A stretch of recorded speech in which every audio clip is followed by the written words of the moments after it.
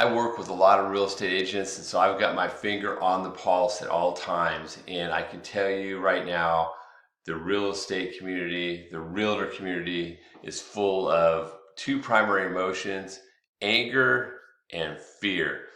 And I can certainly understand why, because as lenders, we've gone through massive change over the last 15 years, and it's difficult. And you guys are facing this huge change right now in the way you do business.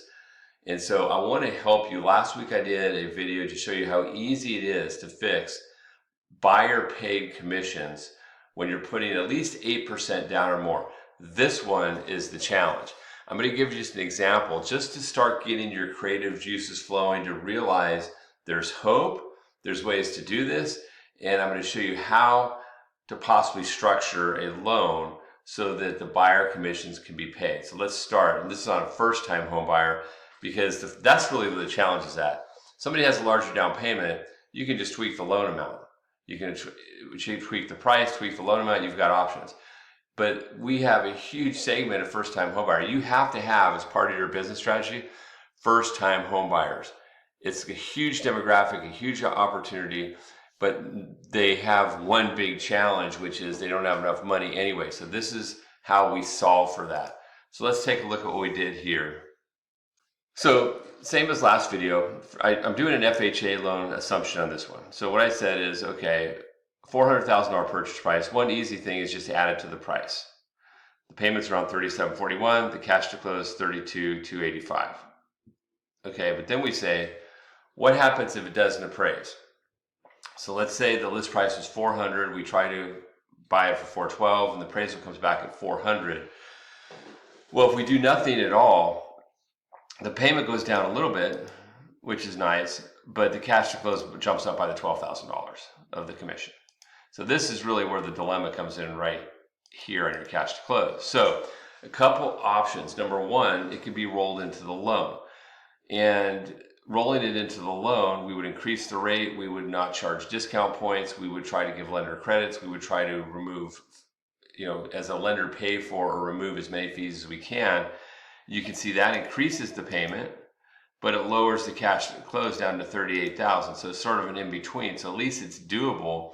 And then the last one, which is really attractive if the buyer can qualify, and that's down payment assistance, which has a little bit higher rate, a little bit higher payment, but you're getting, and this is the 5% down payment with FHA, you're getting in for only $26,000. And interestingly, let's look at what a cost savings it looks like. Actually, the down payment assistance over the short term actually saves money. The first option has the best net worth, but the net worth all is going to be relatively close over 2 years. That's the equity in the home. But on a cost basis, the best savings was is to hopefully roll it into the home price and it appraises, or get down payment assistance. So let me talk about some of these real quick. Okay, so the problem with down payment assistance, even though it's a great attractive solution, is that there are income caps on that for the household. So there's probably like 400,000-ish or below is really what you're looking at anyways, using down payment assistance. So if you find somebody that says, great, we'll use down payment assistance, and their income's too high, then it doesn't matter, you can't use it. And that's for all the programs. And as a community lender, we have all the programs. The second thing is that when you're going to roll in or figure out how to pay for appraisals in the event that the house doesn't appraise. So the first goal should always be negotiated into the price, and then hopefully it appraises. That's sort of what's happening now, quite frankly. It's just that the seller's determining what to list it at and what to pay, or the listing agent is, but it's the same thing. It's just that you're going to roll it into the price. But you have to have a plan, and as a realtor, you can do some of that. You can ask, you have some cash, you have family members, what's the plan? But you're going to be stuck with whatever level of skill and professionalism and operational efficiency that the lender that gives you that pre-approval has, or the lender you're currently working at. And you need to ask some tough questions of yourself. You might have a lender that's your friend or that you like, and they close on time, they do a good job, but do they have the financial literacy to navigate a buyer and help them explore more deeply other options? So for example, 401ks, 401k loans, gifts from family members, All those are options to help not only buy the house, but to help pay a commission now that a commission needs to be paid by a buyer. And it's relatively difficult to get somebody to understand or approach that unless it's approached in the right way.